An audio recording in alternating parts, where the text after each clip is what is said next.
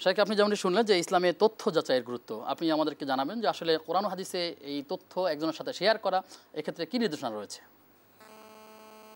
ইন্নাল হামদুলিল্লাহ ওয়াসসালাতু ওয়াসসালামু আলা রাসূলিল্লাহ বাদ।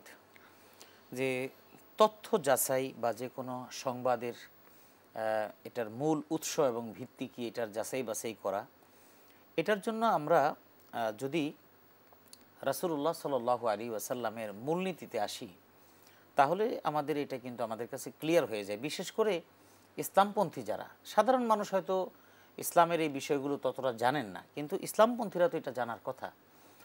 রাসূলুল্লাহ সাল্লাল্লাহু আলাইহি ওয়াসাল্লামের যে হাদিসগুলো, যে কথাগুলো আমরা আমাদের কাছে হাদিস হিসেবে আমরা পেয়েছি, আমরা যদি এই হাদিসের ইতিহাসটা যদি জানি, তাহলে আমরা দেখব এই হাদিসগুলো যারা সংকলন করেছেন, বিশেষ করে সর্বজন শ্রদ্ধেয় এবং যারা হাদিসের ক্ষেত্রে ইমাম, বিশেষ করে দুইজনের কথা বলি, ইমাম বুখারী এবং ইমাম মুসলিম রাহিমাহুমাল্লাহ, বাকি যারা আছেন তারা তো আসেনি।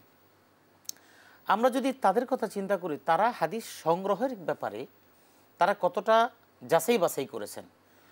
তারা যদি শোনা মাত্রই যদি সেটা প্রচার করে দিতেন, তাহলে কি আমরা সঠিক হাদিস পেতাম? অবশ্যই আমরা এই হাদিসের মধ্যে জাল হাদিস পেতাম। যেটা মুনাফিকরা বলেছে যে আমরা হাদিসের মধ্যে যেই পরিমাণ মিথ্যা ঢুকিয়ে দিয়েছি, এগুলো মুসলমানরা যাচাই বাছাই করতে কয়েকশো বছর লেগে যাবে। যে কারণে আমরা আজ এখনও পর্যন্ত অনেক আরবি প্রবাদকে আমরা হাদিস মনে করি, আমরা প্রচার করি। তো আলহামদুলিল্লাহ আলেম ওলামাদের সচেতনতা এবং জ্ঞান বিজ্ঞানের এখন উৎকর্ষ সাধিত হওয়ার ফলে আমরা সেখান থেকে বেরিয়ে আসতে শুরু করেছি। তো এখন এই হাদিসগুলো আমাদের কাছে আসার ক্ষেত্রে যেমন বিভিন্ন স্তরে এটাকে বিভিন্নভাবে এটাকে দলিল পর্যালোচনার ভিত্তিতে সেটা আমাদেরকে উপস্থাপন করা হয়েছে। তো বর্তমান সমাজে কিছু তথ্য, সেটা হোক ইসলামিক অথবা সামাজিক অথবা পলিটিক্যাল বা রাজনৈতিক, যে কোনো বিষয় হতে পারে, এটা যাচাই বাছাই করা ছাড়া প্রচার করা এটা কোনো দায়িত্বশীলের কাজ না। কিন্তু যদি এটা প্রচার করার পরে যদি প্রমাণিত হয় যেটা মিথ্যা, তাহলে সে যেন সে মুনাফিক, স্পষ্ট কথায়। এখন বলবো আমি তো বুঝি নাই, তাহলে আপনি কয়বার বোঝেন নাই?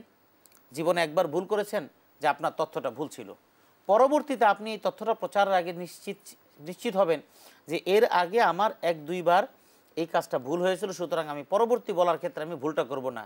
লা ইউলদাগুল মুমিনু মিন হুজরিন ওয়াহিদিন মাররাতাইন, যে কোনো মুমিন একটা গর্তে দ্বিতীয়বার প্রবেশ করে না। তার মানে কি, মুমিন ধোঁকা একবারই খায়, বারবার ধোঁকা পায় না।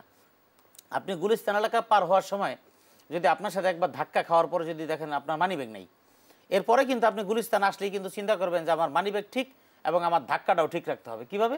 আপনার মানিব্যাগ সঠিক জায়গায় রাখবেন, আর ধাক্কা 3টা খাইলেও আপনি লড়াচড়া দিবেন না, কারণ জানেন এই ধাক্কা সেই ধাক্কা না। কারণ কি, আপনি সচেতন। তো আপনি মুমিন হিসেবে যখন নাকি তথ্য বিষয়গুলো যখন আপনার কাছে আসবে, আপনার যাচাই করাটা ইমানদারির দায়িত্ব। কোরআনে কারিমে বিভিন্নভাবে বর্ণনা করা আছে, সেখানে ফাসিকদের কথা বলা হয়েছে।